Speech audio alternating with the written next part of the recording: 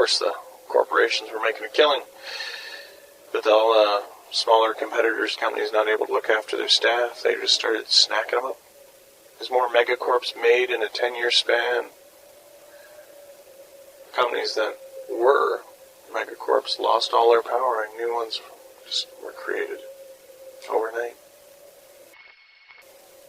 People who did know the ozone were gone. Well, the first arcologies are made. Towers, glass, and steel protect us all, keep us all safe, provided you were employed. If you were employed, you got to live in the arcology. You got to use their filtration system. Oh yeah. And you take part of their company's licensing. Always a concern with licensing. Of course, now entertainment had taken a far more sinister tone. Everything was war. Nobody even knew how to stop it. Nobody knew what to... So the entertainment reflected that. They started filming basic training, sending in camera crews with special forces team. War, live and direct. Filming people getting shot. Filming the fallout. It's great TV. They had sport, nationalism, hatred, a feeling of superiority, all bred into one convenient primetime special.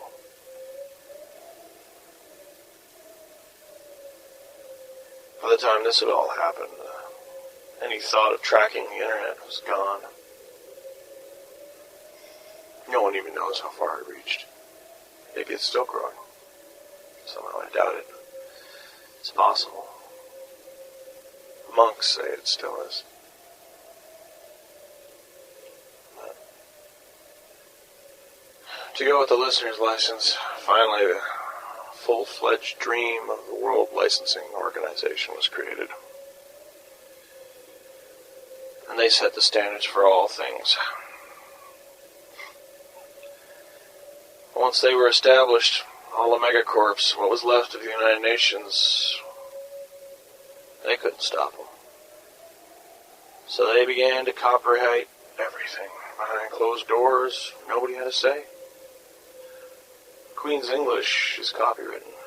That's why I try not to keep my street slang down to a bare minimum. It's not just language, though. It's every word, every image, program, software, everything's owned. And that was when they stopped teaching us how to read. Of course, if you were employed, part of your company's licensing scheme, oh yeah, you learned how to read. But for us fringers out here, there's no hope for you. Every idea is owned. Add a whole new line of buzzwords. Unlicensed knowledge is pornography. Unregulated media is propaganda. Sharing is theft. All those catchy little slogans. If it wasn't for the WLO, maybe we had a chance. Maybe the government could have stood up to them, but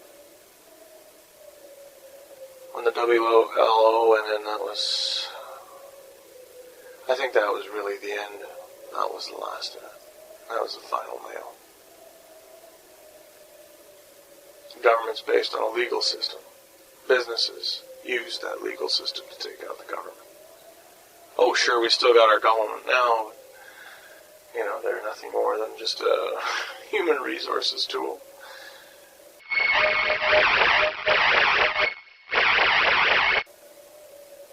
Keep the fringers out. Cities turning into wastelands, everybody moved indoors. The sun was killing anyone left outside. But like all survivors, we found a way to adapt. Mostly just walking around with layers and layers and layers of clothing like the nomads in the desert used to do. I try to imagine what the cities looked like at that time. I try to imagine what it must have been like. These huge, bleached out, white sheets of concrete and tinted glass. Occasionally individuals scuffling quickly out of doors. Cars with tinted glass. Slowly going up and down the streets. Occasionally someone would fall over. Start having convulsions. They'd barely even stop moving before a truck would show up and 5 Bedouin-looking types would jump out and throw the body still twitching in the back of the truck. Guy was worth $2 to him dead. There's no reason to try to save him.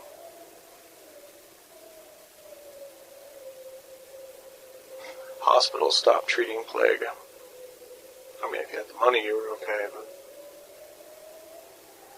most of the cops set up perimeters around the hospitals. Emergency services were never available for the poor, not for the homeless. Of course, with the licensing regulations, you couldn't be a doctor and just work on your own. Oh, there was doctors who did. The greats, you know. I mean, everyone still talks about good old Carl Granberg. Dr. Carl Granberg. If you haven't heard of Dr. Carl, he's a guy who set up a hospital all on his own out on the fringes. Well, what was the early stages of the fringes? I mean, before the arcologies really nailed down what the fringes were. He went to the outskirts. I think it was Chicago at that time. Anyway, found this old concrete plant and set up a hospital there. It's kept secret for close to 5 years. God knows how many people he helped. Some people still pray to him like he's a saint. Dr. Carl. I think I've got one of his books somewhere.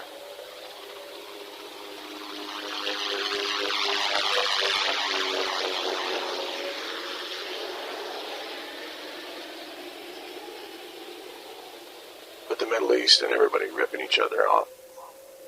Eventually, of course, well, they ran out of people.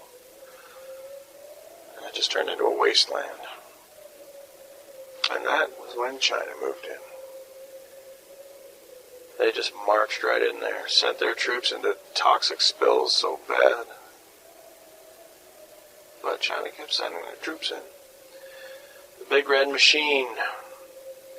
That was when America really got scared. See, they could use media to get the populace, the ones who mattered, behind them. This big business war.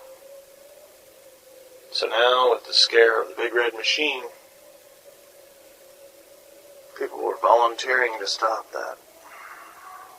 They had an enemy, finally. Someone, not just these specific little groups.